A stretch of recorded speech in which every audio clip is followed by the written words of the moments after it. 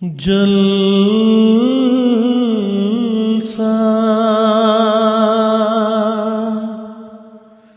सालाना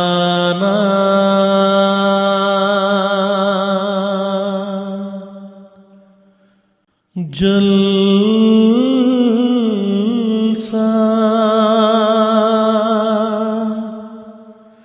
सालाना.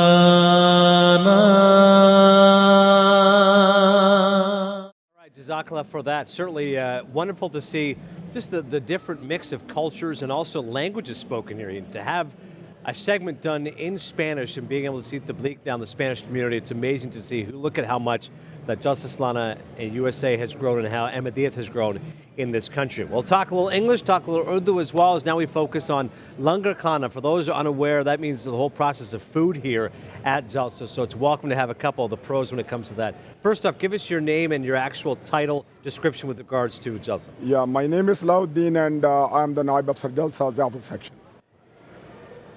My name is Imtiaz Rajaki, and I'm one of those persons which just started with Dr. Salahuddin at the very first day. And it was actually is a great honor for me and for all of us.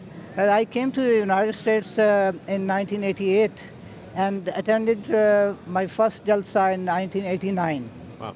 And at that time, I saw that Langar was not going on. Right. But there was some other arrangements, which was quite expensive also. And fortunately, it happens that when there was two Jalsa was in Detroit, it was 1990 and 91. At the time when the Khalifatul Masih Rabi Rahmullah was leaving and we were just saying him goodbye, he all of a sudden he said that why don't you start your own langar? I was spontaneously I said yes Hazur, inshallah we will do it. And Dr. Salahuddin was also standing over there. He said yes Hazur. We were two persons. And when after that we hugged each other and said that yes, now it will be inshallah, there will be a langar by our own self. So that was the starting point. I wrote actually an article in Ahmadiyya Gazette for the Jalsa Salana ke 25 saal. Yep. So it was in Urdu. Right. It was interesting to do. But the next of the things, all Salahuddin and his team, and especially Muhtaram Nazir Ayasa marhum, Allah Ta'ala may elevate his status in the heavens. Yes. He was at that time President of New York. So we just started that. Right. No, but it's amazing, like you said, at first, those who are maybe non-Ahmadis, non-Muslims, they hear about this, they say, all right, so there's this gigantic convention, and then all this food is prepared. Like you said, that's a lot of hard work, that's a lot of effort, a lot of money. How did you decide, first off, what menu items for Jalsa? How did you decide what to feed everybody when it first started?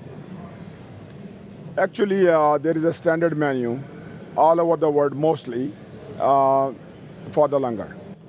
But similarly, we also consider the people, as you said, that now the Ahmadiyyat is growing up. Yes. And we have Spanish people, we have Afro-Americans, we have Caucasians, and we have Asians. So actually there are two types of food which we consider. One is a non-spicy, and one is a regular conventional food for the langar, which is dal, aloo gosht, and rice. So we do think about those people, and then we decided two types of menus, traditional menu and non-spicy menu. Right. And then we work from that onwards. Right, and that's important because there have been times I remember buying food from like an Indian restaurant, and they'll say, I'll say, is it spicy or nay spicy? And they'll say, well, you know, it's a little bit, but for a Caucasian person, African American person, it's going to be very spicy as well. So I'm sure you must have had experiences where people came and you want to make the guests feel as welcome as possible here. How do you find it with the different types of food? How is it different for preparation? Like the actual people making it, is there certain situations where somebody's an expert in making aloo gosht or someone who's particularly good at making pasta? How do you determine who does what? Actually, when the langar was started, I did learn how to cook. Okay. And Hazrat Khalifatul Masih Rabi told me to go to Pakistan and learn from the best chefs in Pakistan. So I became their student. And actually, I did learn professional cooking Oh, myself. So as a profession, I'm a scientist.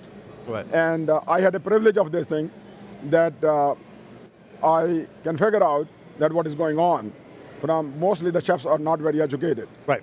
So I blended their experience with my science.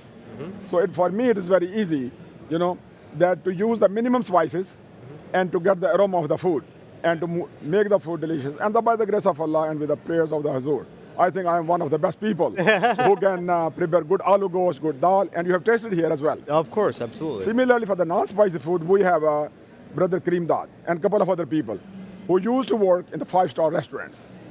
And when they came, they had an experience only to make 5 or 10 pounds per dish. Right. So I was the guy who had experience in hundreds and thousands of pounds of cooking. Yeah. So first year he was a little bit scared, and I told him, okay, you can get expertise in 1 year. So the first year I said, just do it. Right. And by the grace of Allah, he did so marvelous that he is with us for the last 25 years. Awesome. So the Langar now is running for more than a quarter of century. Right. And all our workers, Allah blessed them with the age and also with their health. And everybody is working Right. from the day first for the last 27 years. And now more and more people are joining. Right. And they came with a passion that we should serve the guests of the promised Messiah. And when we used to have a Jalsa in Virginia, their health department is very, very strict.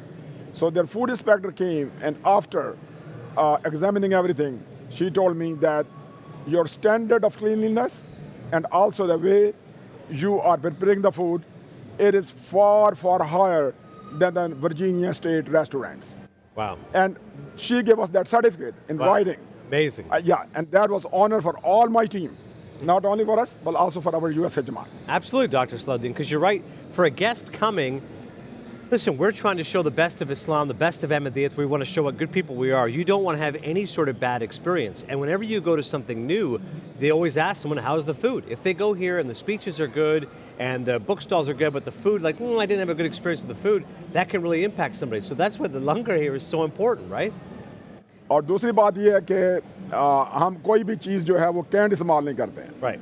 And especially the worst thing is the canned food Yes. nowadays. Everybody's aware it's preserved like that. And in our langar, I try my best to have everything from tomatoes to ginger and everything fresh. No preservatives Yeah. and no canned food. Right. And that's why, and we use the minimum of everything to get the aroma. So that is, I think, the beauty of our langar. And it does not cause any heartburn and indigestion. And even one lady came yesterday, which I never knew. She was from Texas, and she said, my 6-year-old daughter and 8-year-old daughter, they wanted to eat aloo gosht and roti rather than pasta. Yes. And they were so happy in eating that. We say that, oh, our kids don't like to eat, langar ka khana hum nahi khana chahte. Yeah. हमें pasta दो, हम McDonald में जाना चाहते हैं. मुझे इतनी खुशी हुई है ये सुन के कि उनकी बेटियां जो थीं वो कहती हैं जी हमने जो है वो लंगर का खाना खाना है. Right. She's so happy. और इसी तरह फ्रॉम न्यू जर्सी, न्यूयॉर्क छोटे छोटे बच्चे आते हैं और वो कहते हैं जी कि हमने तो ट्रेडिशनल लंगर का खाना खाता है. और अल्लाह के फजल से जमात अहमदिया के बच्चों ने ये गलत साबित कर दिया है कि they are fast food kids. They are not anymore. Right. So basically, they came here for a change. Right, and I think your point is accurate because that's what happens Yeah. sometimes too.